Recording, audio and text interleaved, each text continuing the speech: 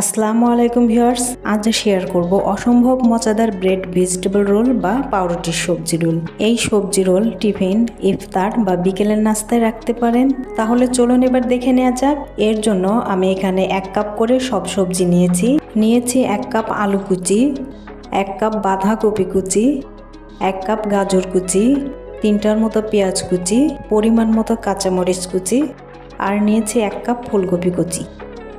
এখন চুলায় একটা প্যান বসিয়ে দিয়ে দিচ্ছি পরিমাণ মতো সাদা তেল। এখন এর মধ্যে দিয়ে দিচ্ছি পেঁয়াজ কুচি আর মরিচ কুচি। এখন অনবরত নেড়েচেড়ে পেঁয়াজ আর মরিচগুলো সফট হওয়া পর্যন্ত অপেক্ষা করব। পেঁয়াজ আর মরিচ সফট হয়ে গেছে। এখন এর মধ্যে দিয়ে দিচ্ছি গাজর কুচি, বাঁধাকপি কুচি, আলু কুচি আর ফুলকপি কুচি। এখন এর মধ্যে দিচ্ছি স্বাদ মতো লবণ। সব কিছু ভালোভাবে মিশিয়ে নিয়ে এর মধ্যে দিয়ে দিচ্ছি 1/4 চা চামচ গোলমরিচের গুঁড়া, 1/2 চা চামচ চাট মশলা আর 1 চা চামচ সয়া সস। সবজিগুলো ভাজার জন্য আমি কোনো পানি ব্যবহার করব না, সবজি থেকে ছেড়ে দেওয়া পানি দিয়েই খুব সুন্দরভাবে সিদ্ধ হয়ে যাবে। এখন সবজিগুলোকে অনবরত নেড়েচেড়ে খুব ভালোভাবে ভেজে নিতে হবে। সবজিগুলো ভাজা হয়ে গেছে। এখন এটাকে সাইডে রেখে আমি এখানে 1 প্যাকেট পাউরুটি নিয়েছি। এখন এই পাউরুটিগুলোর চারপাশের এই ব্রাউন অংশটা এভাবে করে কেটে নিচ্ছি। এভাবে করে আমি সবগুলো পাউরুটি কেটে নিব। সবগুলো ব্রেড বা পাউরুটি এভাবে করে কেটে নেওয়া হয়ে গেছে। এখন একটা বাটিতে নিয়ে নিচ্ছি পরিমাণ মতো পানি। এখন 1 পিস করে পাউরুটি পানির মধ্যে দিয়ে জাস্ট এপাশ ওপাশ উল্টানো মাত্রই তুলে নিচ্ছি। বেশি সময় পানিতে ভিজিয়ে রাখা যাবে না, তাহলে পাউরুটিটা গলে যাবে। এখন 2 হাত দিয়ে এভাবে আলতো করে চেপে চেপে সম্পূর্ণ পানিটা ছড়িয়ে নিতে হবে। আর এভাবে চাপ দেওয়ার ফলে পাউরুটির পিসটাও অনেকটাই বড় হয়ে যাবে। দেখতেই পাচ্ছেন অনেকটাই বড় হয়ে গেছে।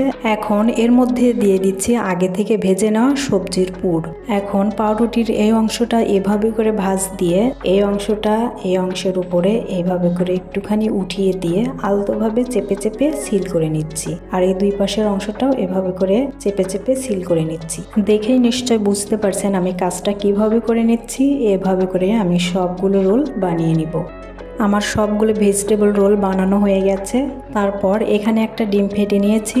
এখন এই ডিমের মধ্যে একটা করে রোল দিয়ে এভাবে উল্টিয়ে পাল্টিয়ে নিয়ে ব্রেড ক্রাম্বসের মধ্যে কোট করে নিব।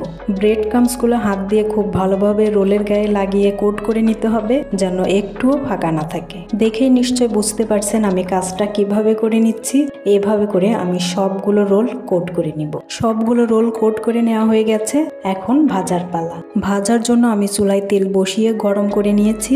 এখন একটা একটা করে রোল এভাবে করে তেলের মধ্যে ছেড়ে দিচ্ছি। এই সময়ে চুলার আঁচ মাঝারিতে রেখে রোলগুলো উল্টিয়ে পাল্টিয়ে গোল্ডেন ব্রাউন বা বাদামি কালার করে ভেজে নিতে হবে। এ পর্যায়ে পাউরুটির সবজি রোলগুলো গোল্ডেন ব্রাউন বা বাদামি কালার হয়ে গেছে, তাই এখন তেল থেকে তুলে নিচ্ছি। দেখতেই পাচ্ছেন রোলগুলো একদম ফুলকো ফুলকো হয়েছে। এভাবে করে সবগুলো রোল ভেজে নিব। এ পর্যায়ে আমার সবগুলো রোল ভেজে নেওয়া হয়ে গেছে। এখন একটা ভেঙে দেখাচ্ছি। দেখতেই পাচ্ছেন রোলগুলো কতটা ফুলকো ফুলকো হয়েছে আর অনেক বেশি টেস্টি হয়েছে। এই সবজি রোলটা টমেটো সস বা ধনিয়া পাতার সসের সঙ্গে বাচ্চারা সহ ছোট বড় সবাই ভীষণ পছন্দ করবে। একদম সহজ রেসিপিতে শেয়ার করেছি।